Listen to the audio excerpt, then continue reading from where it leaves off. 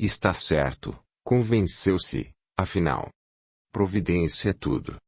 Mas quero que as garotas selecionadas apresentem exames clínicos, feitos em laboratório de minha confiança, para certificar sua saúde.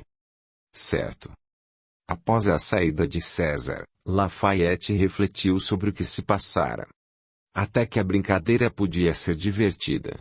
Para começar, seria boa ideia dar uma olhada nas meninas. Nunca interagira com aquele tipo de prostitutas, e a perspectiva o deixara excitado. Poucos dias depois, César reaparecera trazendo novidades. Lafayette trancara-se com ele em seu gabinete particular, longe dos ouvidos da mulher. E então? Indagou Lafayette, alisando o busto de Getúlio Vargas que mantinha sobre um aparador embaixo da janela. Como estão os preparativos para o concurso? Bem. Conheci alguns cafetões e fiz a proposta. É claro que eles adoraram. Vão selecionar suas melhores garotas. E os exames? Disse-lhes que era condição sine qua non. Quero tudo pronto, inclusive os resultados, para daqui a 15 dias, que é quando você estará de volta ao Rio. Ótimo. Faremos a seleção em minha casa no Joá. Localizado num dos menores e menos populosos bairros da zona oeste do Rio de Janeiro, o Joá abriga mansões cercadas por altos muros, ocultas atrás de árvores, praticamente indevassáveis.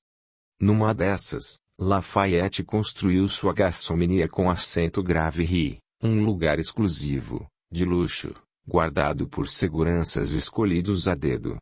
Livre dos olhares curiosos, inclusive de vizinhos indesejáveis, a mansão mal era vista da rua, propiciando a privacidade que mantinha os encontros de Lafayette longe da imprensa, das fofocas e, principalmente, da família. Consegui um total de 7 cafetões mais ou menos apresentáveis, prosseguiu César. Havia outros, porém, muito vulgares. 7 garotas está bom. Talvez fique com 2. Não acho uma boa ideia. Lembre-se de que essas garotas são rivais, disputam a mesma clientela. Seus cafetões podem até se conhecer, mas não se iluda. Qualquer amizade entre eles é falsa e interesseira.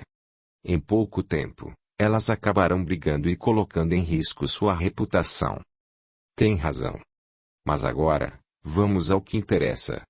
Quero dar uma volta por aí, conhecer as meninas de rua. Você o quê? Não me faça repetir, César, você ouviu. Quero dar uma olhada nas prostitutas. Você acha que é prudente? Alguém pode reconhecê-lo. Não pretendo me expor. Quero dar uma circulada, olhar as garotas de longe. Quem sabe até pegar alguma. Tudo bem, se é o que quer. Não adiantava discutir com Lafayette. Quando lhe metia uma ideia na cabeça, ninguém conseguia dissuadi-lo. Ele ia saindo quando a esposa o interceptara. Vou precisar sair para resolver uns assuntos, avisou, antes que ela o interpelasse. A essa hora. Sofia protestou. Não se preocupe, não vou demorar. Volto o mais rápido possível. Sofia silenciara. Assim como César, sabia que não adiantava discutir com o marido. Sabia também o que ele ia fazer. Lafayette pensava que a esposa não desconfiava do que ele fazia, mas ela não era tola. Bastava olhar para César para ter certeza. Sempre que o marido ia ao encontro de alguma vagabunda, César não conseguia encará-la. O assessor tinha vergonha que faltava ao marido. Bom dia, doutor, cumprimentou Jonas, abrindo a porta do carro. Lafayette acenou com a cabeça e deu ordens para que o motorista circulasse pela zona de meretrício da cidade. Apesar de estranhar aquela ordem, Jonas não questionou. Era como um cãozinho amestrado, grato ao deputado por tê-lo livrado de uma grande encrenca. Em silêncio, levara-os para dar uma volta pelas ruas tomadas de prostitutas. Vê-las causou uma estranha, porém conhecida, comoção em Lafayette. Era a excitação do sexo proibido, A proximidade de mulheres de quem ele achava que podia abusar da maneira que mais lhe aprovesse. Durante muito tempo, limitara-se a olhar, pelo vidro escuro do carro, as mulheres que faziam a vida. Satisfeito, ia mandar o motorista fazer o caminho de casa, quando uma moça, em especial, lhe chamara a atenção. Bonita, jovem, pernas bem torneadas, ar inocente, gestos delicados. Um rosto que parecia de anjo, o corpo de uma deusa. Quero aquela mulher, disse imediatamente. Que mulher? César quis saber, procurando entre as pessoas. Aquela, Lafayette apontou. Vá buscá-la para mim. César viu. Saiu do carro, atravessando a rua na direção de Jaqueline. Quando chegou perto, não conseguiu falar com ela. Passando na sua frente, um homem que cheirava a peixe abordara. Ele disse alguma coisa ao seu ouvido. Ela respondeu com um sorriso amargo. O homem assentiu, puxando-a pelo braço em direção a um motel. Quando se virou, César viu o olhar de raiva de Lafayette. O vidro da janela estava baixado, de forma que Lafayette podia gesticular à vontade. Pela expressão de ódio do outro, César compreendera que deveria fazer de tudo para conseguir aquela moça. Espere um momento, gritou. Moça, espere. Você aí, pare. Ouvindo a gritaria, Jaqueline se virou. Era realmente muito bonita, mas não valia o risco. Mesmo assim, César se aproximou. Está me chamando? Perguntou Jaqueline. O que você quer, playboyzinho? Retrucou o homem, mal encarado. Vá dando fora. Essa não é a sua praia. Quero apenas falar com a moça, César desculpou-se. Mas ela não quer falar com você. Ande, vamos embora. Estou com pressa. Os punhos do sujeito eram grossos demais para alguém do tamanho de César confrontar. O jeito foi deixar a garota partir. Assim que ela entrou no motel com o grandalhão, César reuniu coragem para enfrentar Lafayette. O deputado estava furioso, espumando de indignação. Por que a deixou ir com aquele idiota? Indagou, mal-humorado. Porque aquele idiota tinha 2 vezes o meu tamanho, ia me dar uma surra. Medroso. Era só oferecer mais dinheiro que ela viria. Senti medo, sim. Afinal, era a minha cara que estava na reta dos punhos do sujeito, não a sua. Olhe lá como fala comigo, César. Perdeu o respeito? Não, deputado, desculpe, César rebateu arrependido, engolindo em seco. É que o homem era muito grande e... Tudo bem, não precisa mais justificar a sua covardia. Vá procurar o cafetão dela. Ofereça-lhe dinheiro para levar a guria ao concurso. Agora. Agora. Vá. Sem dizer nada, César atravessou a rua novamente. Olhando de um lado ao outro, pôs-se a procurar homens com pinta de gigolô, até que encontrou Lampião. O que você quer com a minha garota? Sondou, desconfiado. Meu chefe se interessou por ela. Quem é seu chefe? Cadê ele? Está no carro. Não pode vir até aqui, é uma figura importante. Importante, é? César assentiu. E ele quer transar com a menina? Ele quer que ela participe de um concurso. Que história é essa de concurso? Tipo Miss e essas coisas? Não exatamente. Pacientemente, César explicou a Lampião tudo sobre a escolha da garota. O outro ouviu com atenção, sem ocultar o interesse. No fim, deu seu aval. É claro que Jaqueline participaria do concurso. Só tem uma coisa, contrapôs Lampião. O quê? Não tenho como pagar exame médico para ela. Ainda mais com essa urgência toda. Não se preocupe. Diga-me onde encontrá-lo, e amanhã mesmo, você terá as requisições e o dinheiro para os exames. Se assim, tudo bem. Foi assim que os exames médicos foram parar nas mãos de Jaqueline. Ela desconhecia esses detalhes, nunca ouvira falar de Lafayette. Mesmo assim, Aceitou o desafio. Nem imaginava que o doutor ansiava por aquele momento como uma criança anseia por seu primeiro passeio a parques de diversões. Para Lafayette, a moça que ele escolhesse se tornaria seu mais novo e exclusivo brinquedo. Capítulo 12. Aquele era o dia, finalmente. Lafayette sorriu para o homem que o encarava pelo espelho, pensando em como era bem apessoado. Ninguém diria que já passara dos 40. Deu o último nó na gravata, preparando-se para sair. Antes que tivesse tempo de se virar, o reflexo de Sofia surgiu por detrás do dele. Aonde você vai? Sofia exigiu saber. Tem uma reunião importante. Não entendo. Você passa a semana inteira em Brasília, trabalhando, e quando volta para casa, trabalha também? Minha querida, sou um representante do povo. Não posso fechar os olhos ao dever, simplesmente porque é meu dia de folga. Mas que dever é esse? Que eu saiba, o Congresso fica em Brasília. Ou será que a capital voltou para o Rio? Vou relevar sua ironia porque, no fundo, você tem razão. Sei que deveria passar mais tempo com você, mas surgiram assuntos importantes que preciso resolver. Tenho conseguido, com os empresários, várias conquistas para o povo. Ainda não sei bem que conquistas são essas. Sua função não é propor novas leis. Leis que melhorem a vida do povo, em especial, que promovam a manutenção da família. E, com a ajuda do empresariado, tenho condições de propor normas mais justas e dignas. As palavras de Lafayette não faziam sentido. Não eram nada além de enrolação.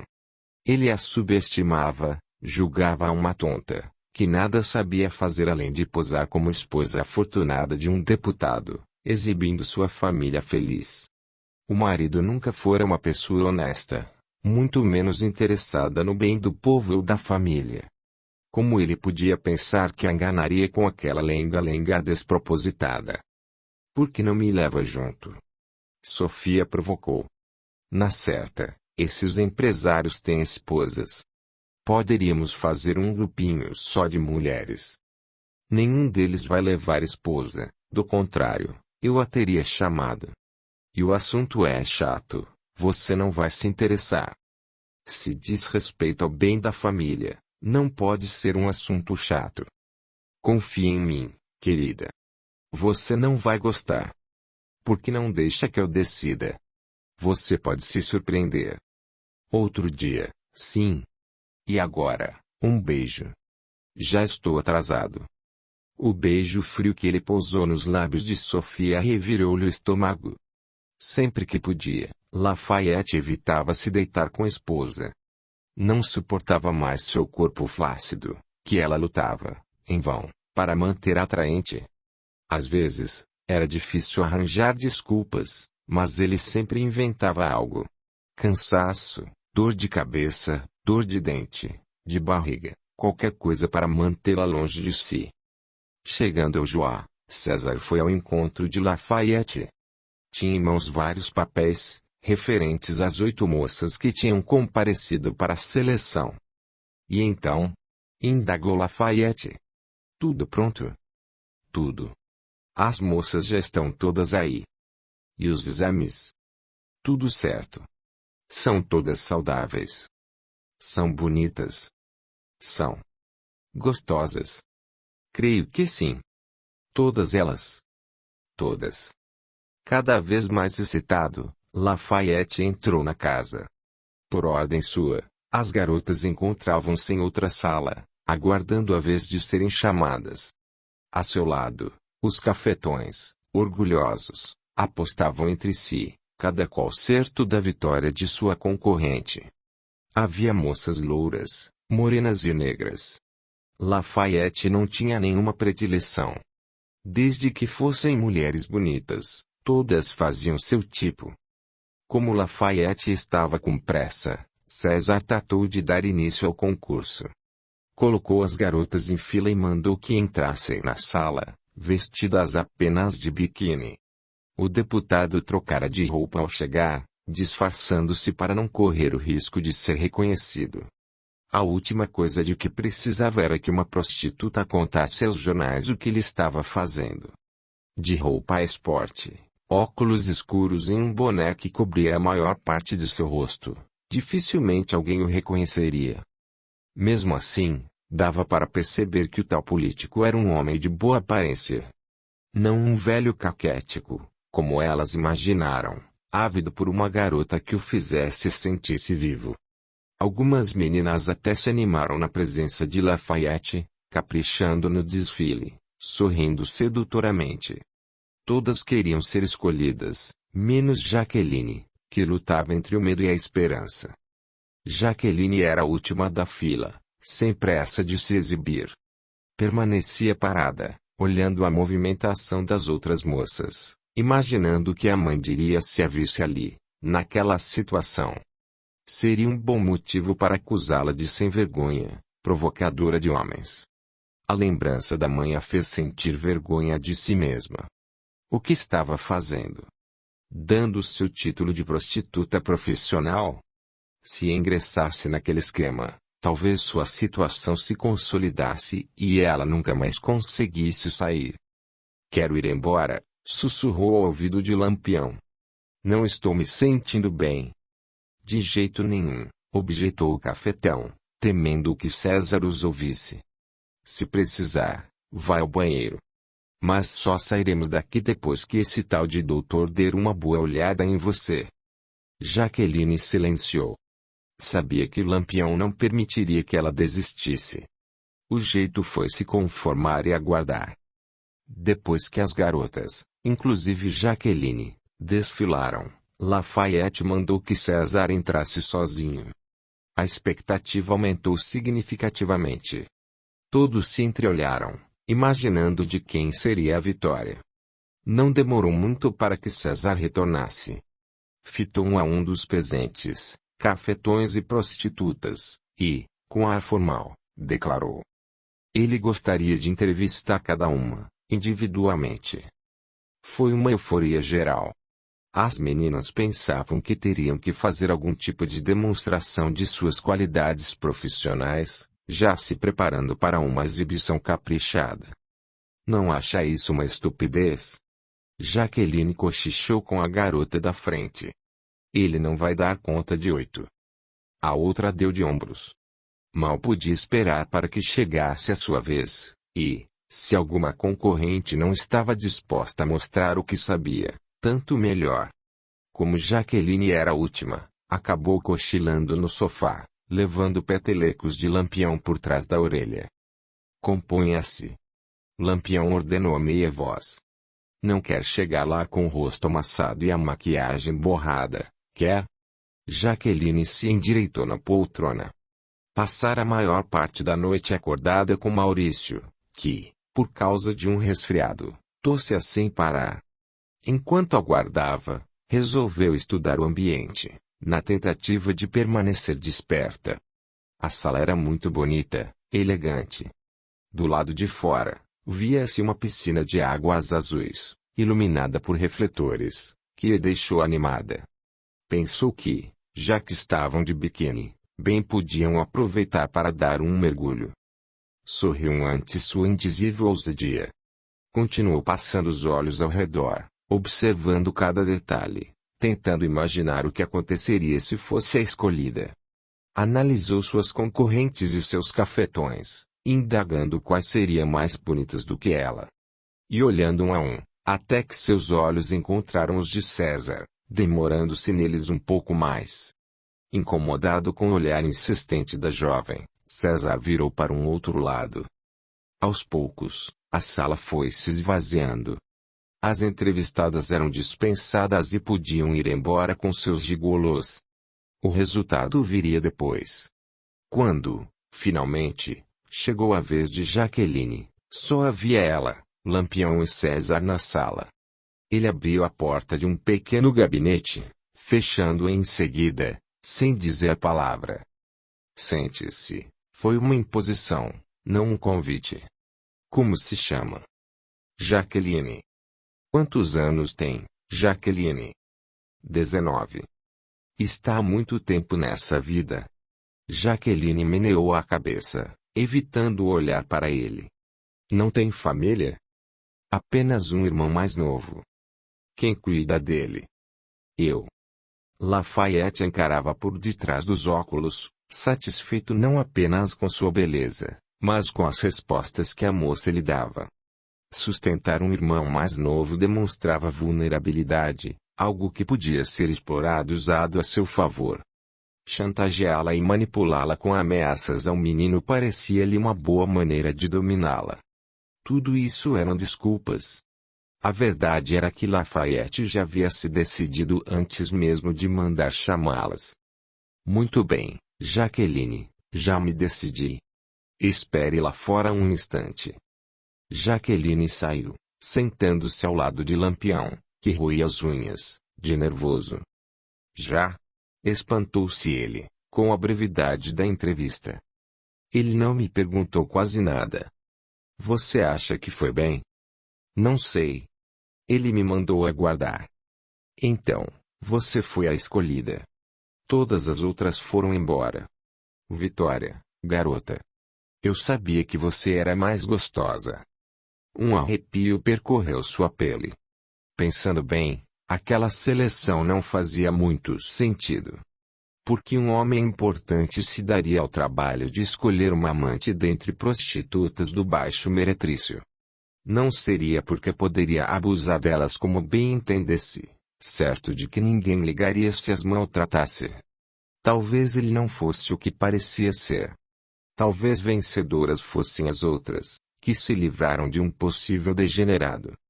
Estou com medo, Jaqueline desabafou, contendo as lágrimas. Medo de quê? Sua vida vai melhorar. Do que ele gosta tanto que não pode fazer com outras mulheres. Todo mundo tem seus fetiches. Ele deve ter fantasias bem malucas, que a mulher ou a namorada não vão querer experimentar. Malucas ou sádicas? Deixe de bobagens. Um homem desses não deve ser nenhum tarado. Jaqueline agora não estava bem certa. Quando a porta se abriu novamente, Lafayette passou sem olhar para eles, seguido por César, que se sentou defrontes aos dois. Muito bem, seu Lampião, começou. Você já deve imaginar que sua moça foi escolhida. Imaginei, retrucou o outro, lutando para conter a animação. Bom, a única condição do acordo é que Jaqueline não trabalhará para mais ninguém além do doutor. Caso contrário, o trato estará desfeito. Certo, concordou Jaqueline. Acho justo. E eu? Intercedeu Lampião. Você vai receber sua parte mensalmente, para ficar calado. Onde vou encontrá-lo? Indagou Jaqueline. Aqui, esclareceu César. A menos que o doutor especifique outro lugar. E qual o nome desse doutor, posso saber? Questionou o Lampião. Como vou tratar com ele? Você só vai tratar comigo, respondeu César. Serei seu único contato com o doutor. Lampião deu de ombros. Mais tarde, descobriria o nome dele por Jaqueline. Tudo bem, disse o cafetão, tentando aparentar indiferença.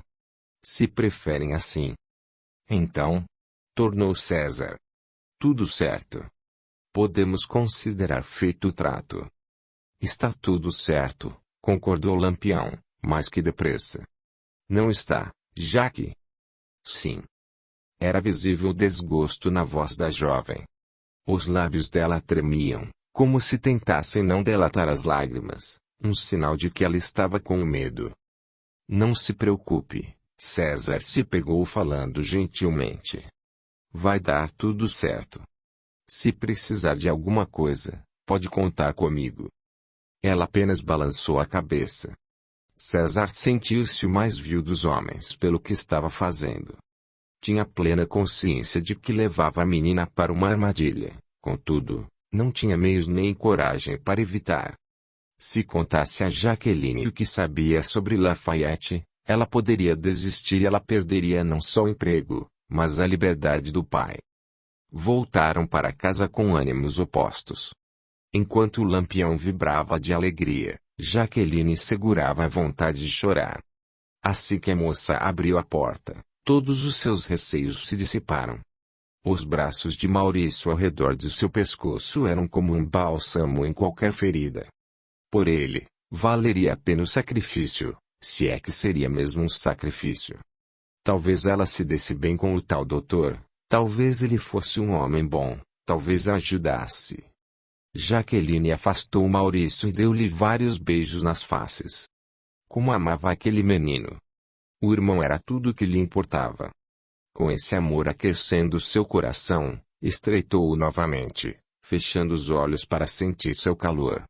Quando os abriu, levou um susto.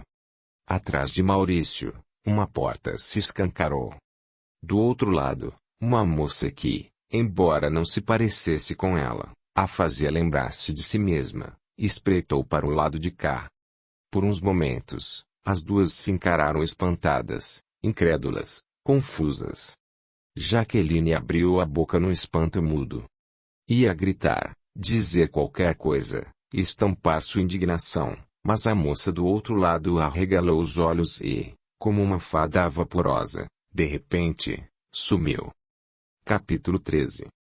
Com muito espanto, Alicia esfregou os olhos. Estava acordada, sabia que estava, esperando Juliano à mesa de um restaurante. E, mesmo assim, vira a garota de seus sonhos. Vira, não sonhara. Ainda sob o efeito da curiosa visão, balançou a cabeça de um lado a outro, para espantar seus fantasmas, lembrando-se, nitidamente, da última conversa que tivera com o pai. E então, pai? Estou esperando uma resposta. Eu tenho ou não tenho outra irmã? Não entendo por que essa pergunta. Você devia concentrar-se em engravidar, não em remexer o passado. Não é o que quer? Ser mãe? Quero saber a verdade. Então? A resposta é sim ou não? O olhar de Celso foi de sofrimento e súplica. Parecia que queria contar tanto quanto sentia medo. Para que tentar reavivar o passado, filha? Isso não faz bem a ninguém. Quer dizer então que a resposta é sim. Eu sabia. Só podia ser. Onde ela está? Vá com calma. Eu não disse que tinha. Nem precisa. Se estou revolvendo o passado, é porque existe algo para ser revolvido. Não é o que você está pensando. O que estou pensando? Que você teve uma filha com outra mulher.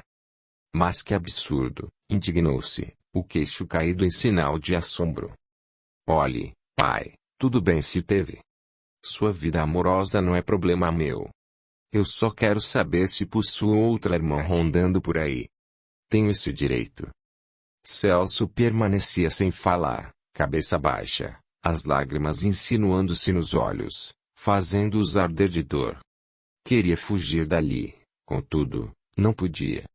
Parecia que chegara o momento de revelar o primeiro dos muitos segredos que escondia.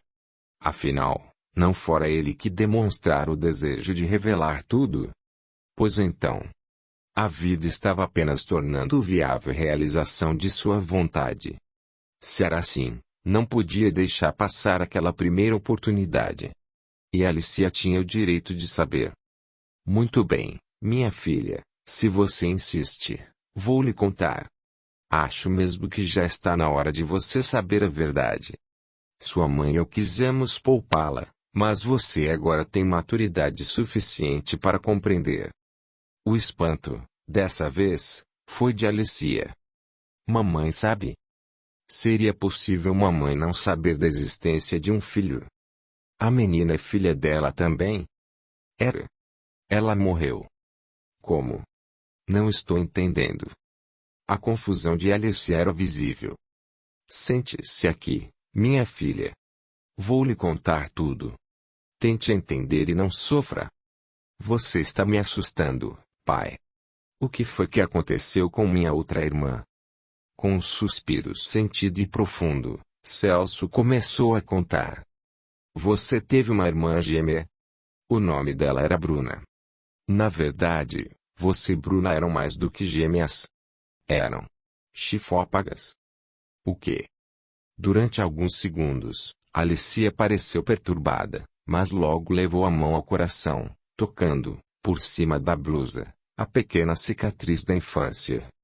É isso mesmo, confirmou Celso, seguindo a direção de seus dedos. Foi por aí que vocês nasceram unidas. Alicia desabou na cadeira, ocultando o rosto entre as mãos. Não sabia o que dizer, o que pensar. Se eu tive uma irmã chifópaga que morreu, enquanto eu sobrevivi, então, ela não resistiu à cirurgia de separação, Celso assentiu, cabisbaixo. Como, pai? Você é geneticista, devia ter meios de perceber essas coisas. E a medicina, hoje em dia, está bastante avançada. Além de serem raríssimos os casos de gêmeos chifópagos, eles são separados com sucesso quase absoluto. Disse bem. Sucesso quase absoluto. Quando vimos, no ultrassom, que vocês estavam ligadas na altura do coração, pensamos em operá-las ainda no útero, mas o medo de perder uma das duas era grande, havia muitos riscos. Decidimos adiar a separação até que vocês completassem 6 meses de vida, mas não foi o que aconteceu. Vocês foram operadas poucas semanas depois de nascerem. Você e Bruna estavam ligadas por uma veia que fazia uma espécie de transfusão, levando o sangue dela para você. Não queríamos operar, não tão cedo, mas não tivemos escolha. Bruna estava muito anêmica, ia morrer de qualquer jeito. A solução foi arriscar e autorizar a cirurgia. Infelizmente, ela estava muito fraquinha e não resistiu. Ela morreu, e eu sobrevivi, Alicia constatou com pesar. Ela morreu para que eu pudesse viver. Não é bem assim. Ela morreu porque estava muito fraca. Porque eu lhe roubei o sangue. Você era um bebê. Não teve culpa nenhuma. Mesmo assim, estou viva graças à morte de minha irmã. Você está viva porque era mais forte, porque desejou viver, porque Deus assim o permitiu. Não entre nessa de culpa, minha filha, não por algo que aconteceu quando você era recém-nascida e sobre o qual não tinha nenhum controle. Não seja orgulhosa. Chama isso de orgulho? Estou me sentindo péssima. É orgulho, na medida em que você pensa que poderia ter o domínio de algo que estava totalmente fora de suas mãos. Você não tem o poder de decidir sobre quem vive e quem morre. Não fui eu que decidi. Foram vocês. Foi a vida. Alicia se levantou lentamente. O pai tinha razão. O que ela, um bebê recém-nascido, poderia ter feito para salvar a vida de outro bebê? Por que não me contaram antes? O que você disse ainda agora? Alicia olhou em dúvida. Que estava péssima. E agora, que já tem maturidade? Imagine saber disso quando ainda era muito jovem. Será que não ia dar um nó nessa cabecinha? Tem razão, pai, concordou ela, abraçando com carinho. Você e mamãe não têm culpa de nada. Ninguém tem. Fico feliz que pense assim. Nós rezamos muito por ela, pedimos a Deus que a levasse para um bom lugar. Vou fazer isso também. Alicia parou de falar, horrorizada com a ideia que brotara em sua mente.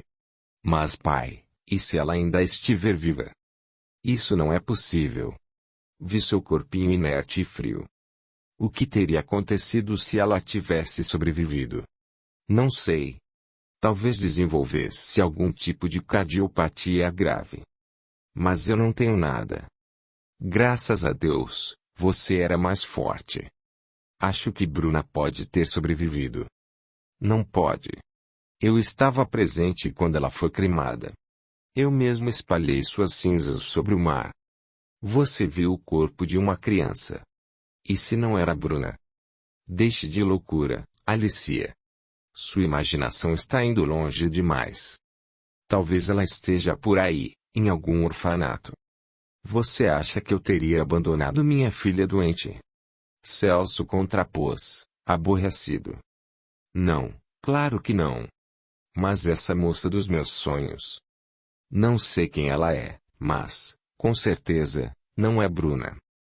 E se o médico tivesse errado e dado a menina como morta, deixando-a cheia de sequelas? Não ia querer trocar o bebê e esconder seu erro? Médico nenhum faz isso. Mas digamos que esse faça. Não acredito nisso. Você está tentando se convencer de uma impossibilidade. Ainda não existe cura para a morte. Morreu, não volta mais. Não no mesmo corpo nem na mesma vida. A voz do pai foi sumindo na lembrança, ao mesmo tempo em que a imagem sutil de seu fantasma reaparecia. Vira nitidamente através de uma janela invisível no restaurante. Foi muito breve, uma fração de segundos, até que ela retornou ao presente, atraída pela voz de Juliano. Alicia. Alicia. Está tudo bem? A muito custo, Alicia conseguiu focar a visão no interlocutor. Parado à sua frente, Juliano tentava despertá-la de seu aparente transe. Juliano. Alicia exclamou, sentindo uma pontada de dor de cabeça. O que foi que houve? Você estava ausente outra vez. Estou começando a me preocupar. Você não sabe o que aconteceu, comentou ela, sem prestar atenção à preocupação do marido. Espero que você me conte. Não foi para isso que me chamou para almoçar? Em detalhes, Alicia narrou tudo, culminando com a desconfiança de que a irmã poderia ainda estar viva. Essa história é realmente fantástica. Você, geme-se à mesa. Jamais poderia imaginar. Nem eu, mas é a realidade. E se Bruna ainda estiver viva, pretendo encontrá-la. Acho que você está imaginando coisas.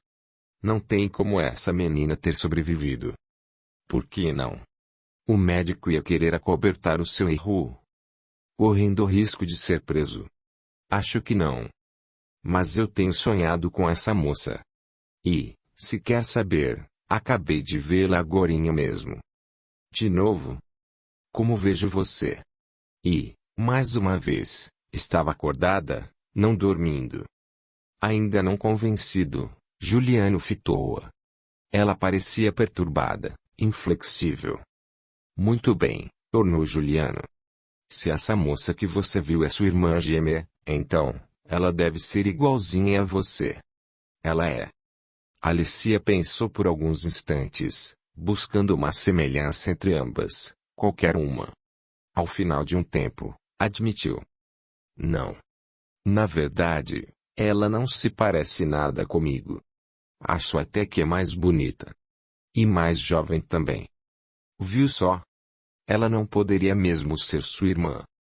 Mas os sonhos são confusos, misturam-se com outras coisas. Você acabou de dizer que estava acordada quando a viu. Eu posso ter me confundido. Posso ter cochilado momentaneamente. Você parecia em transe. Chamei seu nome várias vezes e você não ouviu. Podia mesmo ter sonhado, mas isso não significa que seu sonho seja real e que ela seja sua irmã. Mas Juliano, você não entende. Entendo que isso pode virar uma obsessão. Não será mais provável que o que você esteja vendo seja o espírito de Bruna. Já pensou nisso? Ou então, meu pai pode mesmo ter tido uma filha com outra mulher. Você não acha que está julgando mal seu pai? Se fosse isso, ele lhe teria dito. Você está exagerando, Alicia. Se essa moça existisse de verdade, já teria aparecido. Na minha opinião, ela é um espírito. Ela é o meu fantasma. Aonde vou, sua imagem me acompanha. Desligue-se disso. Não gere uma obsessão desnecessária. Já basta o Tobias. Você tem razão. Estou mesmo obcecada por essa moça. Mas por Tobias, não. Para que fui tocar no nome de Tobias? Porque você, no fundo, sente por ele o mesmo que eu sinto. De onde tirou essa ideia? Não é verdade? Você está ficando doida, gracejou. Acho melhor pararmos por aqui. Com irmã ou sem irmã, com Tobias ou sem Tobias, a verdade é que amo você. Juliano conseguiu o que queria. Desviar o pensamento da esposa daquela ideia fixa de irmã perdida e de Tobias. Também amo você, falou Alicia, emocionada. Vamos ter nossos próprios filhos, e você vai se esquecer desses sonhos malucos. Acha que é isso que são? Sonhos malucos decorrentes da minha dificuldade de engravidar? Quem garante que não são? Você quer tanto ser mãe que já está vendo sua filha adulta. Era só o que me faltava, Juliano. Você tem cada ideia. A ideia é termos nosso próprio bebê. Por que não vamos para casa tentar? O olhar de Alicia foi de esperança e dúvida. Sempre era. Fazia alguns anos que ela vinha tentando engravidar, sem sucesso. Como o pai era especialista no assunto, pediram sua ajuda. Celso fizera todos os testes, tanto nela quanto em Juliano, constando que nenhum dos dois possuía qualquer problema físico que os impedisse de gerar filhos. A explicação mais plausível era que ela andava muito ansiosa. O pai dissera que a ansiedade podia levar a uma dificuldade meramente psicológica. Era preciso ter calma, relaxar e esperar. No tempo certo, a fecundação aconteceria. Seria mesmo. Agora que sabia que sua irmã morrera por sua causa, não seria essa a dificuldade decorrente de alguma espécie de culpa inconsciente. Alicia não acreditava em punição. Mas não podia negar o efeito devastador da culpa na vida das pessoas. O fato de Alicia ser ainda um bebê quando Bruna morrera não a impedia de sentir-se culpada. Afinal, dividir o corpo com a irmã desde o ventre da mãe. De alguma forma, estavam ligadas e seriamente comprometidas por laços do passado.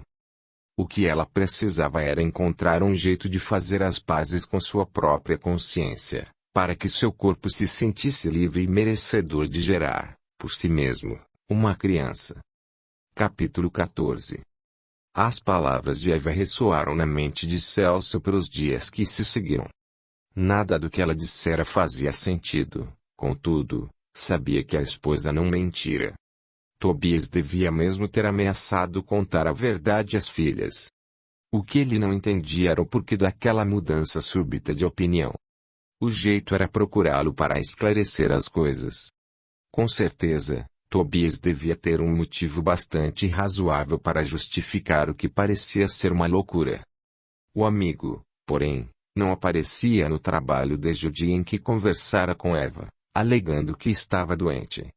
Celso sabia que não era propriamente verdade, embora acreditasse que aquela história de chantagem, se verdadeira, não devia estar lhe fazendo bem.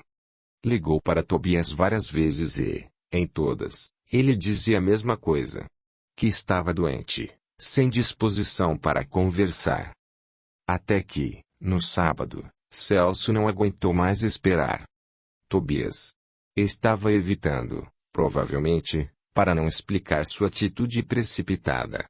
Sendo assim, não lhe restava alternativa senão ir procurá-lo em sua residência. Tobias atendeu a porta de roupão, com ar sonolento, mas não deu mostras de surpresa. Bom dia, Celso, Tobias cumprimentou, dando passagem ao outro. Não quer entrar? Lamento incomodá-lo em sua casa não tão cedo no sábado, mas preciso muito falar com você. Tudo bem. Vou preparar um café.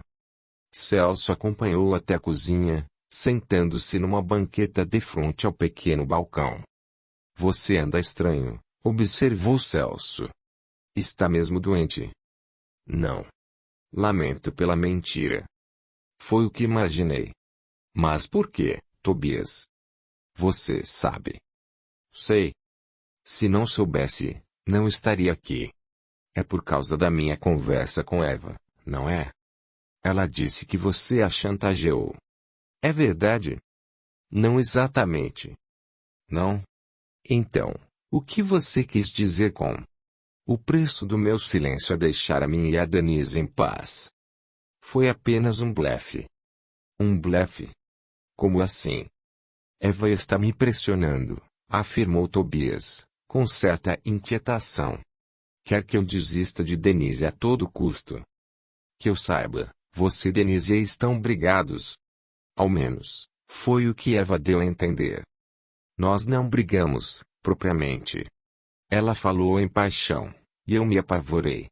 Ela ficou magoada, com razão, e foi embora aborrecida. Desde então, não temos nos falado. E Eva se aproveitou disso para sugerir que vocês não se encontrassem mais. Mais ou menos isso. Só que não posso concordar. Quero me desculpar com Denise, quero mesmo. Mas Eva está me pressionando. Então, a maneira que encontrei de encerrar o assunto foi fingir uma chantagem. Como sei que Eva não vai contar a verdade a elas, pensei que talvez me deixasse em paz se eu fingisse que contaria. Mas é claro que não tenho a menor intenção de fazer isso. Como eu lhe disse, estava blefando. Não sei se essa foi a melhor maneira de se livrar da pressão de Eva.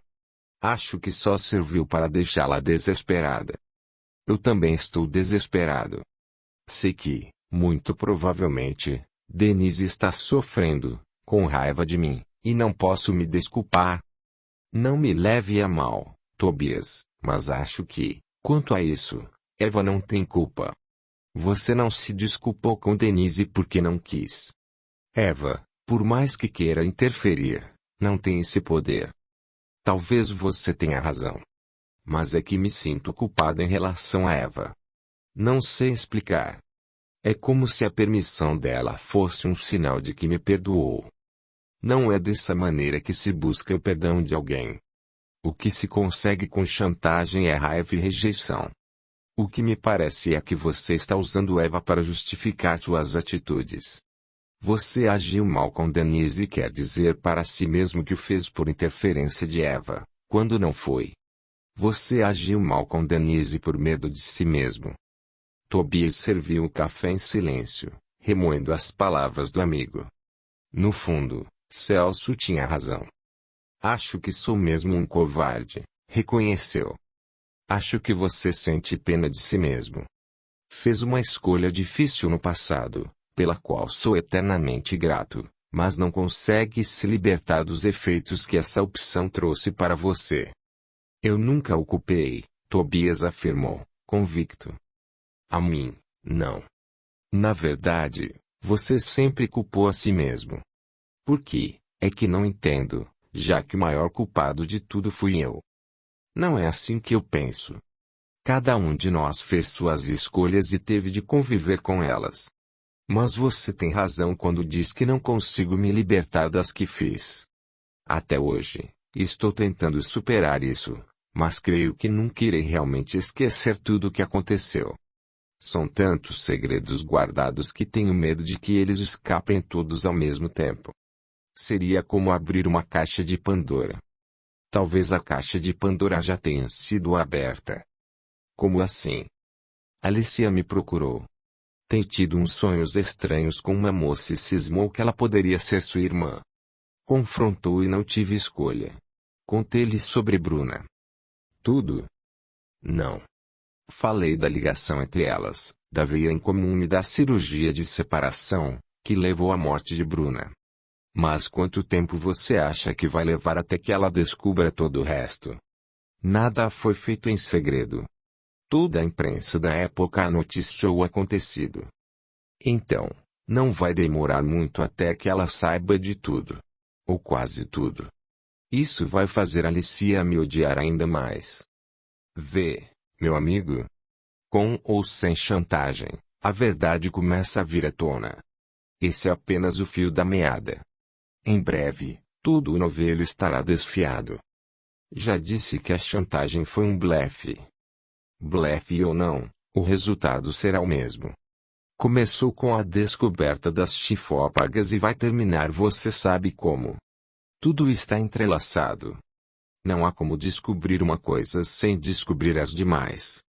Isso me apavora, Tobias sussurrou. A mim também.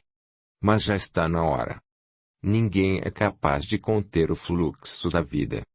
Se a correnteza da vida leva a história para um lado, não há força capaz de barrá-la ou desviar seu curso. O máximo que podemos fazer é controlar os efeitos da enxurrada ou, se não der, reparar os estragos. Você parece tranquilo em relação a tudo isso. E estou. A vida está seguindo seu curso e não há nada que eu, você ou Eva possamos fazer para impedir. E agora, Celso? Se sua preocupação é com Eva, como ela vai ficar diante dessa avalanche? Como todos nós, ela vai ter que enfrentar e conviver com isso. Se assim, por que está tão preocupado com uma chantagem de mentira? Por que não quero que ela tenha mais motivos para odiar você? Entendo. Bem, se assim, diga a ela que você me convenceu, que não vou dizer nada, que não falei sério, que quis apenas assustá-la, qualquer coisa. Deixe comigo. Tranquilizarei Eva e, ao mesmo tempo, lhe contarei sobre os questionamentos de Alicia. Mais do que nós, ela tem que estar preparada para o que vem por aí. Havia muito a considerar naquela história, tantos segredos que a verdade acabara se perdendo no meio das mentiras. Celso se foi, deixando em Tobias a sensação de que um passo em falso na beira do precipício os faria despencar num redemoinho sem volta. Mais do que nunca, ele gostaria de falar com Denise, de se desculpar, de entender-se com ela. Pensou em telefonar, mas não teve coragem. O que lhe diria? Que sentia muito pela forma como a tratara. Mais um clichê que cairia no vazio. Celso, por sua vez, levou consigo o sentimento de inevitabilidade da tragédia que só estava à espera do melhor momento para acontecer.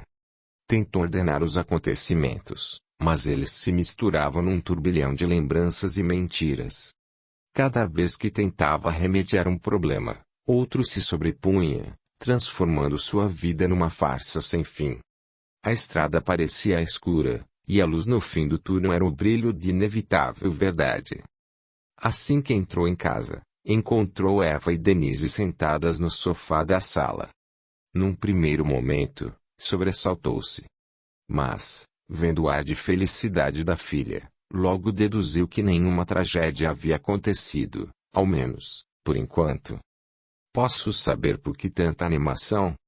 Celso perguntou, beijando as duas no rosto. Tenho uma novidade para lhe contar, anunciou Denise, colocando-se de pé diante dele. Uma novidade? Coisa boa, espero. Muito boa.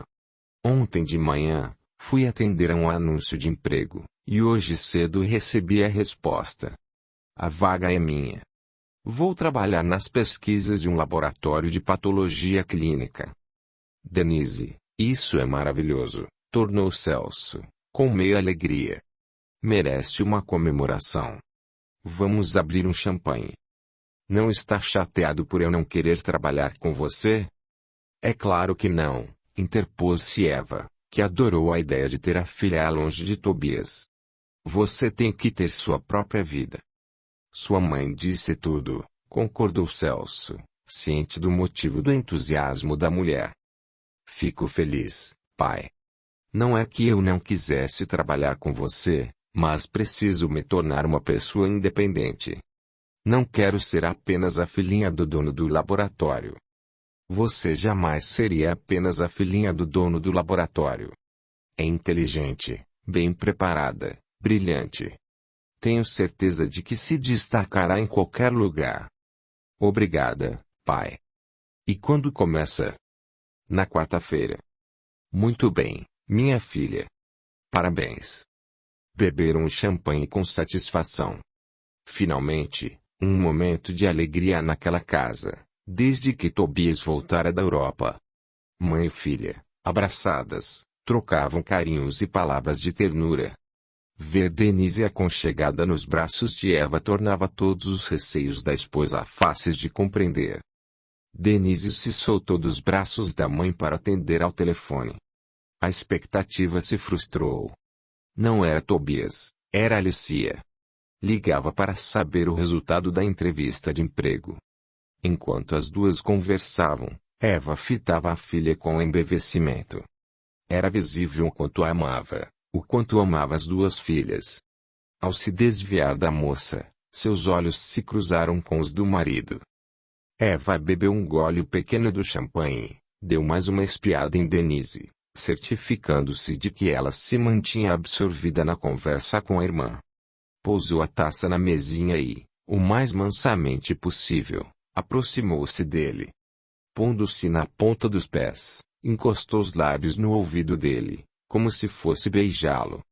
Em vez disso, cerrou os dentes e, para seu espanto, sussurrou com raiva: que ninguém jamais ouse lhe contar a verdade. Audiolivro realizado pelo canal Surya Chand Audiobook. Capítulo 15. A segunda-feira foi animada pelo encontro entre Alicia e Denise, que mal conseguia esconder o quanto estava ansiosa para começar no novo emprego. Estou tão feliz por você, Denise, comentou Alicia, com sinceridade. Obrigada. Como o papai reagiu? Muito bem.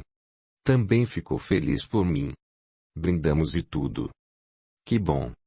Pensei que ele talvez pudesse ficar frustrado. Afinal, nenhuma das filhas quis trabalhar com ele. E você ainda é arquiteta. Nem biomédica é. Mas papai não liga para essas coisas. No fundo, só o que ele quer é que sejamos felizes. Tem razão. Por falar em felicidade, como vai seu coraçãozinho? Denise deu um risinho amargo e retrucou sem ânimo. Se está se referindo a Tobias, não sei o que dizer. Pois acho bom pensar em algo rapidinho, porque ele está vindo para cá. Denise levou um susto. Virou-se para olhar e constatou que Alicia falava a verdade.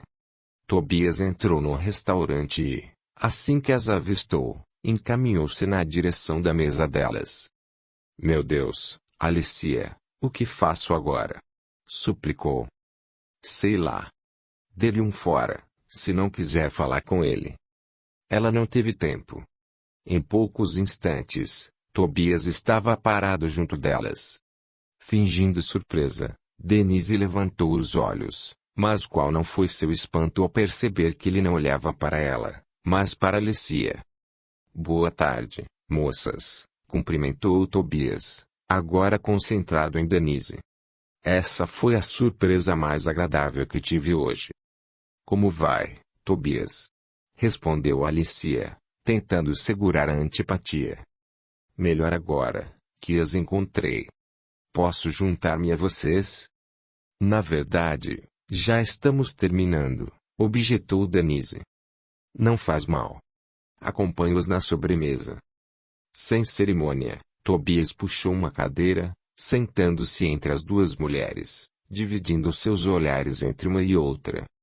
O que você quer, Tobias? Denise reagiu. Para ser sincero, falar com você, me desculpar. As duas sentiram certo mal-estar. Alicia não queria deixar Denise sozinha com Tobias, mas sabia que era exatamente isso que a irmã desejava. Você não precisa falar com ele, se não quiser, alertou Alicia. Está tudo bem, Alicia, assegurou Denise. Não precisa se preocupar. Quero ouvir o que ele tem a dizer. Você é quem sabe, tornou Alicia, limpando os lábios no guardanapo e preparando-se para levantar. Acho que estou sobrando. Depois me ligue, viu? Despediu-se com um beijo na cabeça da irmã e um aceno formal para Tobias. Minutos depois, os dois ainda permaneciam em silêncio. Tobias queria falar, mas tinha medo de que suas palavras piorassem ainda mais a situação.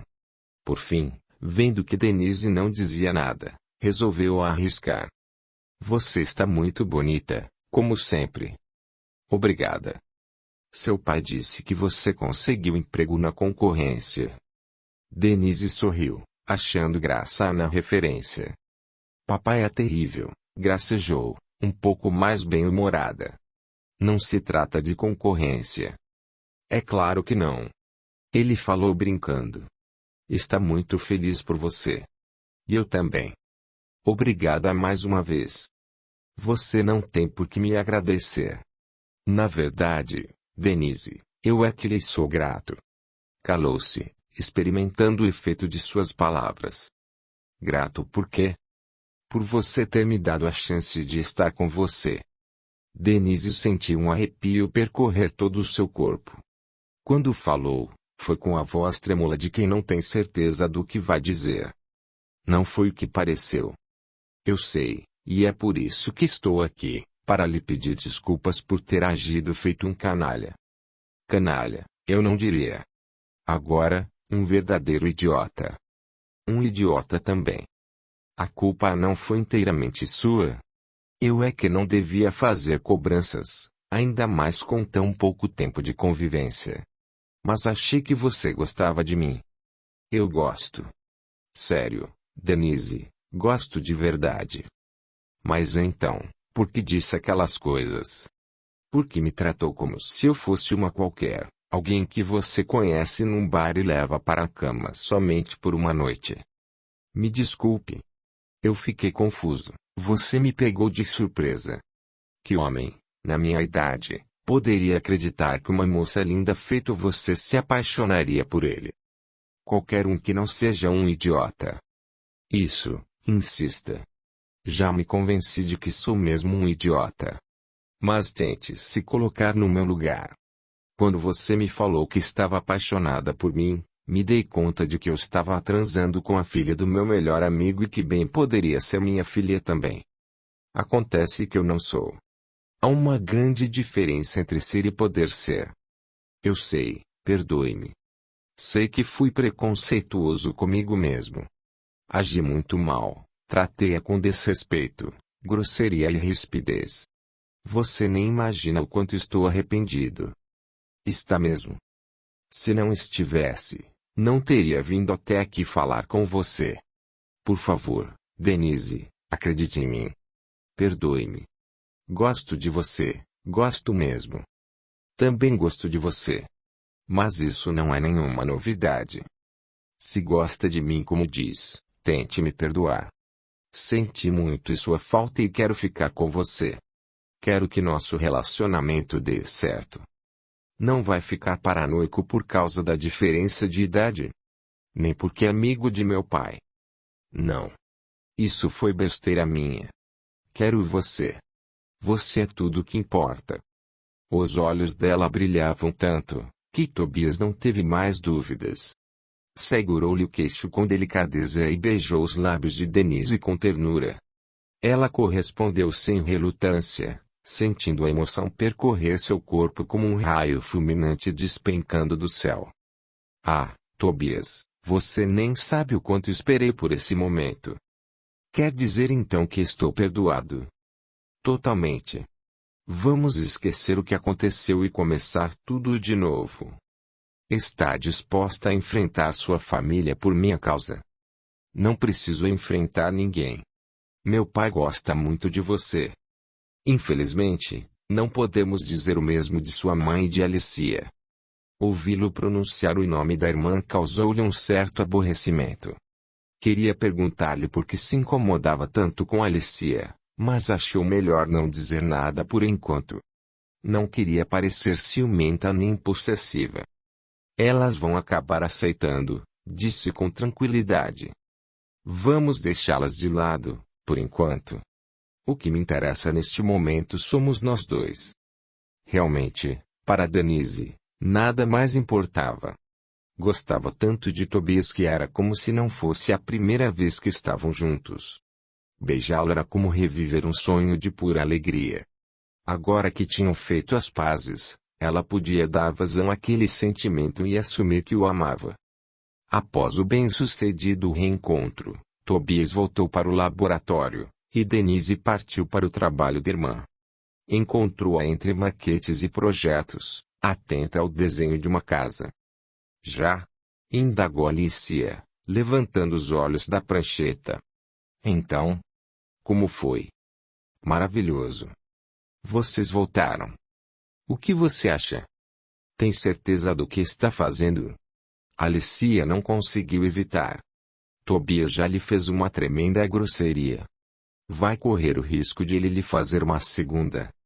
Ele não vai fazer. E você devia parar de ser tão implicante. Tobias nunca lhe fez nada. Eu sei. Não sei explicar de onde vem essa antipatia, mas ela existe. Deve ser de outra vida. Não importa. Você vai aprender a gostar de Tobias. Será? Tenho certeza. Ele é um homem muito especial. Alicia tinha suas dúvidas, contudo, não queria estragar a felicidade da irmã, ainda mais porque não encontrava motivos concretos para não gostar de Tobias. Contada a novidade, Denise se foi, feliz como nunca estivera. Tão feliz que Alicia não teve coragem de lhe contar sobre Bruna, e ia aproveitar o almoço para dar-lhe a notícia, mas a chegada repentina de Tobias a impedira. Bruna roubou seus pensamentos. Ainda achava que a garota de seus sonhos podia mesmo ser sua irmã. Aquela era uma história escabrosa, que merecia ser desvendada por inteiro. Quer saber? Pensou alto. Vou investigar essa história por mim mesma. Se meu pai teve outra filha, vou descobrir se está viva ou morta. Largou tudo e foi para o tablet, por onde começaria suas investigações. Não seria difícil encontrar notícias sobre gêmeas chifópagas ligadas pelo coração. Realmente, foi até bem fácil. Um caso como o seu não era muito comum naqueles dias. Por isso, logo encontrou o que procurava. Mas não apenas isso. Encontrou algo muito além de suas suspeitas, algo que só fez aumentar sua antipatia por Tobias. Capítulo 16. Quando, finalmente, chegou o dia do primeiro encontro com Lafayette, Jaqueline não sabia o que esperar. Teve que aguardar quase um mês para que ele a chamasse. Durante esse período, César a procurou algumas vezes, para levar-lhe roupas e dar-lhe algumas instruções. Se você agradar o doutor, ele irá colocá-lo em um pequeno apartamento na Vila Isabel, anunciou César. Não sei onde fica isso. Fica na Zona Norte. Você vai gostar. É um lugar de gente decente. É onde tem a escola de samba? É, sim, César riu. Jaqueline gostou da ideia. Não tanto por ser o bairro de uma grande escola de samba, mas, principalmente, porque era um lugar de gente decente. Como ela gostaria de fazer parte de um mundo decente. Virei buscá-la amanhã, prosseguiu César. Às 10 em ponto, estarei à sua porta. Vista o vestido branco que lhe dei. O doutor adora mulheres de branco. Está bem. Use roupas de baixo vermelhas, continuou, não sem certo constrangimento. O doutor adora o sombreado vermelho debaixo da semi-transparência branca. Certo. Ah! Já ia me esquecendo. Os sapatos também têm que ser os vermelhos. E não use meias. O doutor não gosta de nada ocultando o caminho. Jaqueline assentiu. Pelo visto, o tal doutor era mesmo cheio de fetiches. Bem, se esse era o máximo da tara que ele possuía, então, não teriam problemas. Você parece conhecê-lo bem, a moça observou. Bem até demais. Meu pai e o pai dele trabalhavam juntos, eram amigos. Quando ele entrou para a política, eu estava iniciando o curso de Direito. Foi quando ele me convidou para ser seu assessor. Aceitei e continuei trabalhando para ele, mesmo depois de concluir a faculdade. Por quê? César deu de ombros. O salário é bom e gozo de certa liberdade. Não tenho que ficar batendo ponto. Você é mais do que um assessor, não é? Pelo visto, é secretário, confidente e alcoviteiro. A observação não lhe agradou. César a fitou com olhar severo, depois baixou a cabeça e sussurrou. Faço o que ele me pede. Sou bem pago para isso. Desculpe, Jaqueline se arrependeu imediatamente. Não devia ter dito isso. Não é da minha conta. Tudo bem. Agora, vou-me embora. Não se esqueça. Amanhã, às 10, estarei aqui.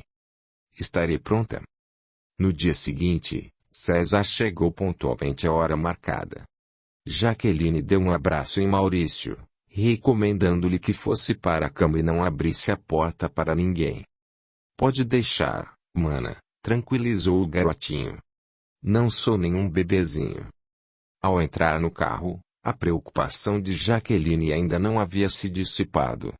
Pelo resto da noite, manteria o pensamento em Maurício, rezando para que ele ficasse bem. Ela se sentou ao lado de César, que lhe deu um sorriso amistoso. Tudo bem? Perguntou. Tudo, respondeu ela, olhando para o lado, a fim de não delatar sua angústia. Ao olhar pela janela, seu coração quase deu um salto. Do outro lado da rua, um vulto de homem a fitava, encostado em um poste. A figura lhe pareceu familiar, contudo, à distância, não pôde ter certeza. Seria mesmo um Dimas. Rapidamente, a imagem se desanuviou. Ela continuou olhando, procurando por todos os lados, mas o homem havia desaparecido. Aconteceu alguma coisa? Indagou César. Não. Estou apenas com medo de não agradar o doutor. Não se preocupe com isso. Faça o que ele mandar e tudo ficará bem. Jaqueline assentiu, permanecendo em silêncio pelo resto do caminho, absorvida pela beleza da lua, que iluminava a floresta por onde passavam. Depois de muitas curvas, chegaram à conhecida mansão. Fora as luzes acesas, não havia nenhum movimento que indicasse estar habitada. Chegamos, anunciou César, desnecessariamente. O que faço agora? Vamos entrar. Ele a aguarda em seu quarto. Você vai me levar até lá? Vou. Vai participar também? É claro que não, horrorizou-se, enrubescendo. Desculpe. É que você faz tudo para ele. Pensei que talvez tivesse que me provar primeiro. Você não é uma iguaria para ser provada, César zangou-se. E não faço tudo para ele. Faço apenas o que é parte do meu trabalho. Foi o que eu disse. César não respondeu. Saltou do carro e, antes que tivesse tempo de abrir a porta para ela, Jaqueline desceu também. Ela estava realmente deslumbrante. O vestido branco contrastava lindamente com sua pele morena, deixando entrever formas perfeitamente harmoniosas, mal cobertas pela lingerie vermelha. O segurança abriu o portão, procurando não prestar atenção em Jaqueline. Entraram. A sala estava vazia, embora uma música suave se espalhasse por todo o ambiente. Vamos, César a chamou, puxando-a pelo braço. Ela em cima. Subiram sem pressa. No topo da escada, César apontou o quarto em que ela deveria entrar. Você não vai me levar até lá? Jaqueline questionou, preocupada. Não.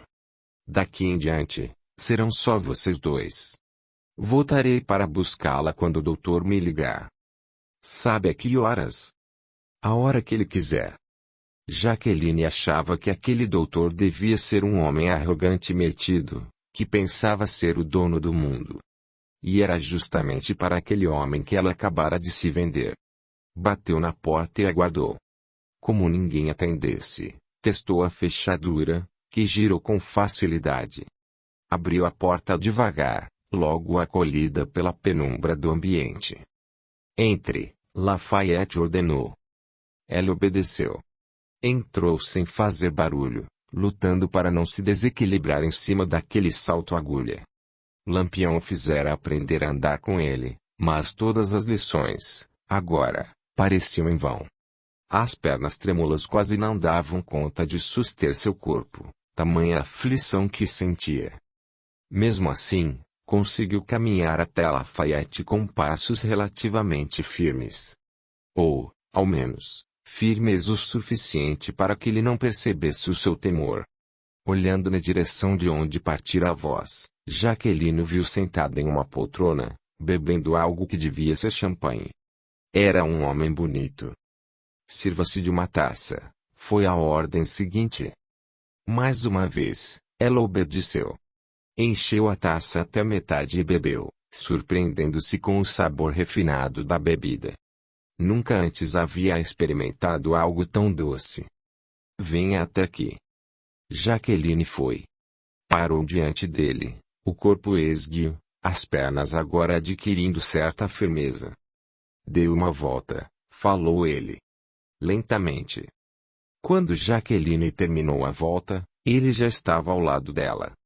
Retirou a taça de champanhe de sua mão e beijou avidamente. Surpresa com aquela abordagem direta, Jaqueline recuou. Lafayette puxou-a com força pela nuca, prosseguindo no beijo sem dizer nada. Na mesma hora, as mãos do político se aventuraram pelo corpo dela, causando-lhe certo tremor, que logo se dissipou. Não demorou muito para que as carícias se transformassem em beliscões, e os beijos dessem lugar a mordidas. Jaqueline tentou protestar, mas Lafayette não lhe deu ouvidos. Rasgou-lhe o vestido, arrancou sua roupa de baixo com furor, atirou-a na cama como se ela fosse um caixote de cebolas. Deitado ao lado dela, começou a lhe dar ordens. Faça isso, faça aquilo, sujeitando-a a todo tipo de práticas degradantes. Ela aguentou tudo com coragem, fingindo não ter orgulho, para suportar melhor a humilhação. Mas quando ele tentou penetrá-la por trás, todo o horror que vivera com Dimas retornou.